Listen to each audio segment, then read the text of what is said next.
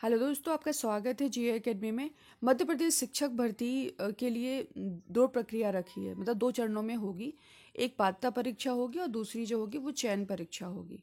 लेकिन वर्ग एक के लिए शायद ही पात्रता परीक्षा हो, चयन परीक्षा ही होगी। यदि पात्रता परीक्षा या चयन परीक्षा दोनों में से कोई भी होती है तो सिलेबस हूबहू यही रहेगा। फिर उसके बाद यदि चयन परीक्षा होगी तो उसका सिलेबस चेंज भी होगा, लेकिन आपके सब्जेक्ट का सिलेबस चेंज नहीं होगा। जो जो आप सिलेबस पढ़ोगे वही रहेगा। तो अपने सिलेबस को स्ट्रांग रखना है, इस बात का ध्यान रखना। सिलेबस का वीडियो, ओल्ड पेपर का वीडियो मैं अपलोड कर दूंगी, तो आप लोग देख लेना।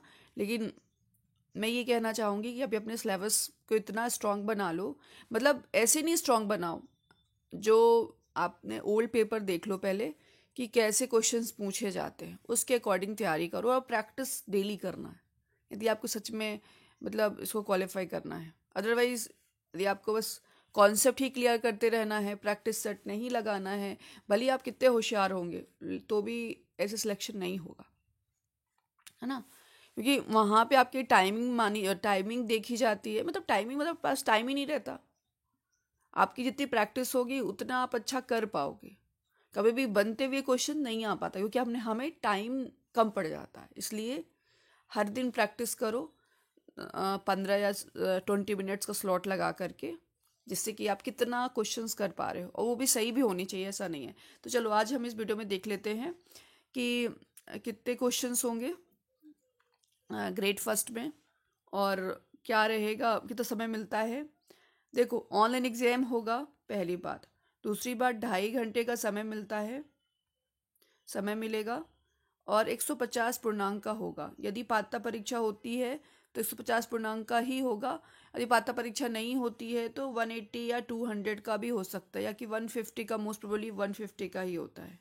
ठीक है, अभी जो पैटर्न है मैं उसके बारे में बता रही हूँ, और बात की बात देखी जाएगी। अभी आप प्रिपरेशन करो, और एक क्वेश्चन एक नंबर का होता है, क्योंकि सिलेबस कभी चेंज नहीं होगा, है ना, जो ग्रेड फर्स्ट का है तो।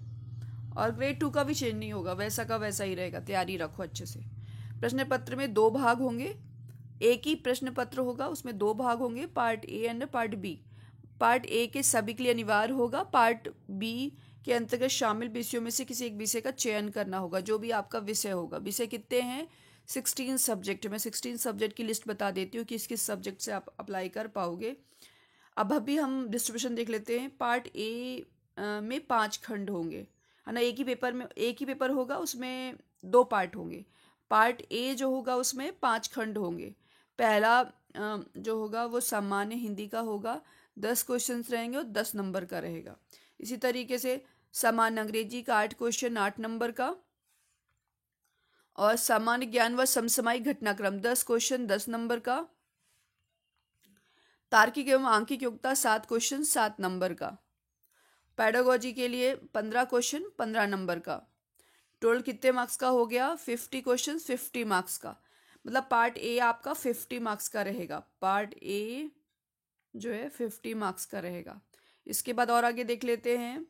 पार्ट बी जो है वो 100 अंकों का होगा इस प्रश्न पत्र में।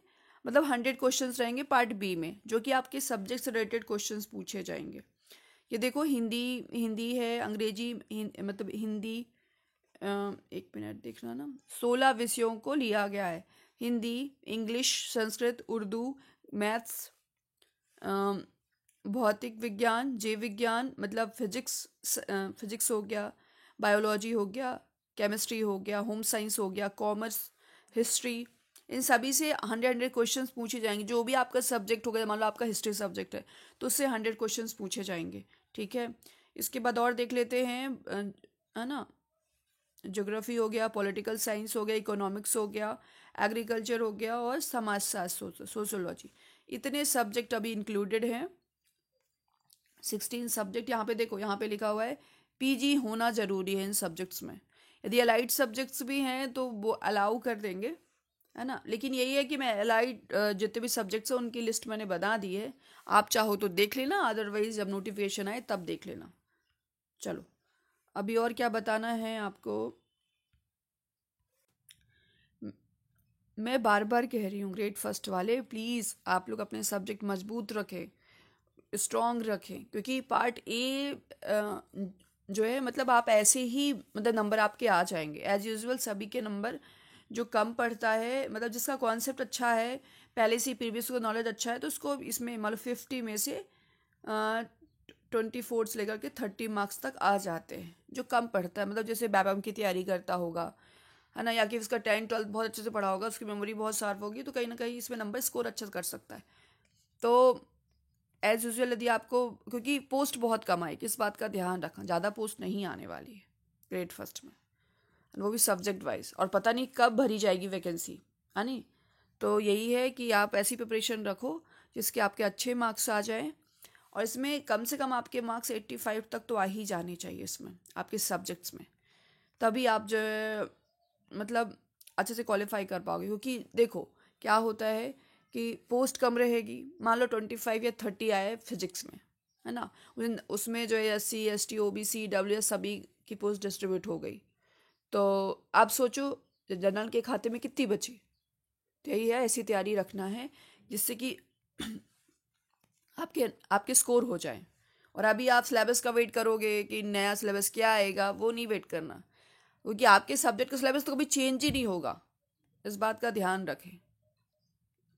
और चेंज हो भी जाता है मान लो तो 1-2 यूनिट्स होंगे, ज़्यादा यूनिट्स नहीं होंगी, इसलिए प्रिपरेशन रखो। तो अभी और क्या देखना है, हाँ अब हम ये देख लेते हैं पात्रता परीक्षा के लिए न्यूनतम अर्हताएं क्या होंगी। ये पद का नाम उच्च माध्यमिक शिक्षक है, ठीक है ना, हाई स्कूल बोलते हैं इसको। 50% यदि आप नंबर ले आते हो 50%, तो आप क्वालिफाई कहलाओगे SC ST OBC से, या कि फिर आप EWS से बिलोंग करते हो। यदि आप अदर स्टेट से हो और मध्य प्रदेश से हो लेकिन UR से हो, तो आपको 60% लेके आना होगा। 60% कैसे आएगा, तो मैं बता दूं कि 150 में यदि आपके मार्क्स आते हैं 90 है ना, तो UR वाले क्वालिफाई होंगे 90 मार्क्स में। और यदि आप SC हैं ST या OBC हैं या EWS हैं, तो ये आपके आपके आते हैं 75 नंबर, तो आप क्वालिफाई कहलाओगे। लेकिन एक बात का ध्यान रखें कि EWS ST SC OBC के चक्कर में ना पड़ें।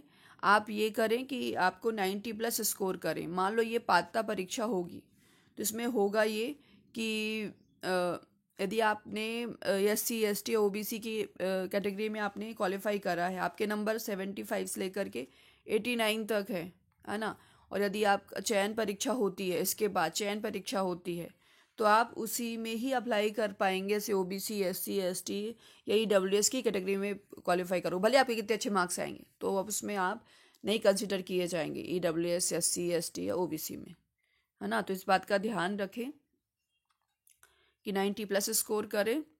और मैं बुक्स का बता दूंगी और कैसे प्रिपरेशन करना है इसका बता दूंगी, सिलेबस का वीडियो बना दिया, ओल्ड पेपर भी अपलोड कर दूंगी। और तैयारी रखना है, तैयारी करते जाना है ना, कभी भी एग्ज़ाम का नोटिफिकेशन आ सकता है, इस बात का ध्यान रखें। और चुनाव होने वाले हैं ना कुछ तो होगा ही, इसलिए तैयारी रखो। ऑल द बेस्ट सभी को।